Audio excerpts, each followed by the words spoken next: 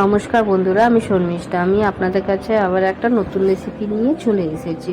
তো বন্ধুরা, আজকে আমি এখানে বানাচ্ছি গোলাপ জামুন। তো গোলাপ জামুনের জন্য আমি একটা প্যান চাপিয়েছি ওভেনে, আর 1 কাপ সুজি নিয়েছি, 1 কাপ দুধ নিয়েছি, আর এখানে গুঁড়ো দুধ নিয়েছি 2 চামচের মতন।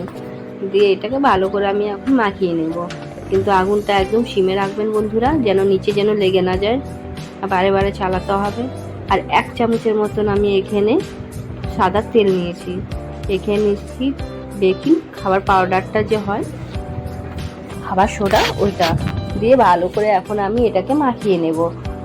আগুন কিন্তু একদম লোয়ে থাকবে, বারে বারে চালাতে হবে। দিয়ে একটা ভালো লুচি যেমন মাখা হয় আটা, তেমন ধরনের একটা ডো বানিয়ে নেব আমি এখন বন্ধুরা। আগুনটা কিন্তু একদমই আস্তে রাখতে হবে। আর আমি কিন্তু এখানে জলে কোনো পরিমাণ দিইনি, কিচ্ছু দিইনি, জলে বলে কোনো জিনিসই দিইনি, দুধ দিয়ে বানাচ্ছি। দেখেন এখানে আমি এলাচিটা দিয়ে দিলাম, আর আমি একটু ভালো করে নাড়ি চাড়িয়ে নেব। দেখুন ভালো করে আমি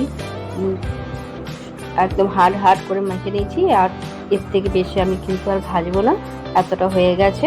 আর সুজিটাও ভালো সিদ্ধ হয়ে গেছে বন্ধুরা। এখন আমি ওভেনটা বন্ধ করে দিলাম, দিয়ে এখন আমি একটা থালাতে নামিয়ে নেব। এটা আমি এখন 10 থেকে 15 মিনিটের মতন ঠান্ডা হতে দেব। এটা কিন্তু ঠান্ডা হওয়ার পর কিন্তু ভালো করে হাত দিয়ে মেখে নিতে হবে।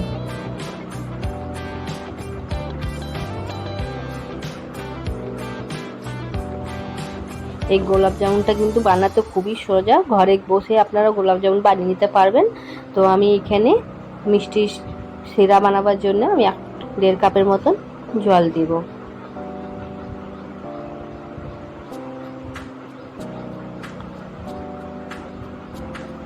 এটা কিন্তু আমি বেশি গাঢ় করব না, জলটা দিয়ে চিনিটা দিয়ে হালকা ব্যাস ফুটলেই আমি এটাকে নামিয়ে দেবো বন্ধুরা।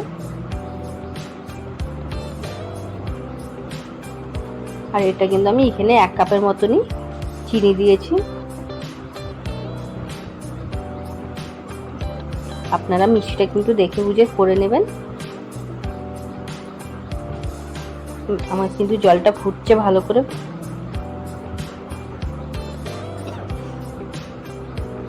ও জলটা ততক্ষণ ফুটুক, শিরাটা হোক, ততক্ষণ আমি কিন্তু সুজিটা ভালো করে হাতে মেখে নিয়েছি। এরপর কিন্তু আমি এক এক করে গোল গোল করে নিচ্ছি। দেখেন এমনি করে আপনারা কিন্তু আপনাদের সাইজের মতন করে নেবেন। আমি একটু বড় সাইজের করছি। দিয়ে ভালো করে এটাকে এখন আমি মেখে মেখে গোল গোল করে নিচ্ছি।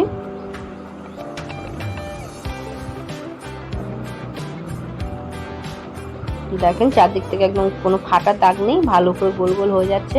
ব্যাস এমনি করে আমি প্রত্যেকটা গোলাপ জামুন বানিয়ে নেব।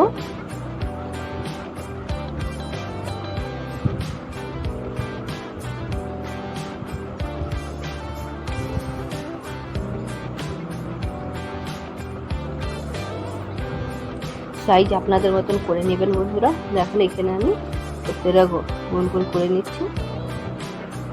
আমার এখানে মোট 11টা গোলাপ জামুন হয়েছিল 1 কাপ সুজি দিয়ে।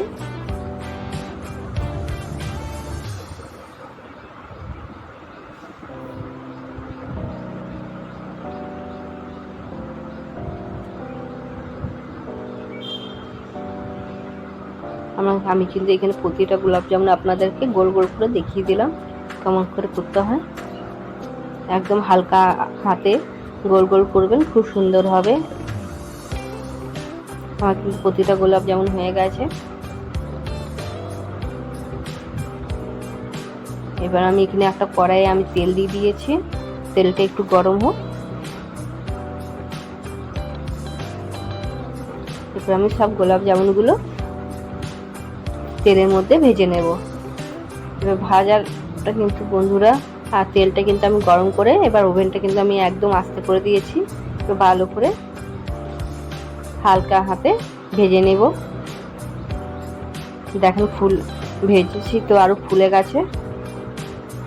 আমাকে আর একটু লাল করে ভাজতে হবে, যেহেতু গোলাপ জামুন তার জন্য একটু আরো লাল করতে হবে।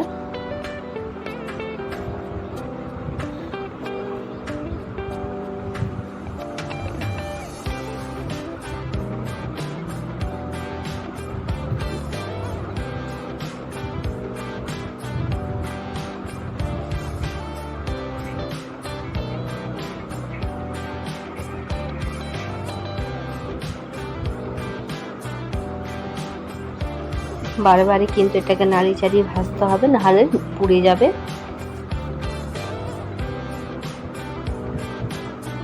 দেখেন আমার কিন্তু এখানে লাল হয়ে গেছে ভালো ভালোভাবে, আর আমি বেশি লাল করব না।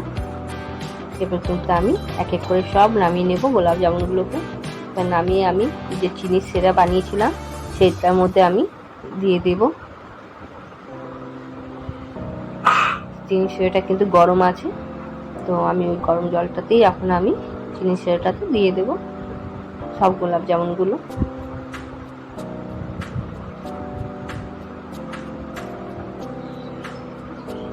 সাইজটা কিন্তু খুব বড় হয়ে গেছে, দেখেন বড় বড় সাইজে। এরপর কিন্তু আমি এটা এখন আমি 10 থেকে 15 মিনিট ঢাকা দিয়ে রেখে দেব।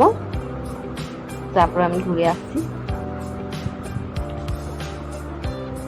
দেখেন আমার কিন্তু গোলাপ জামুনটা হয়ে গেছে।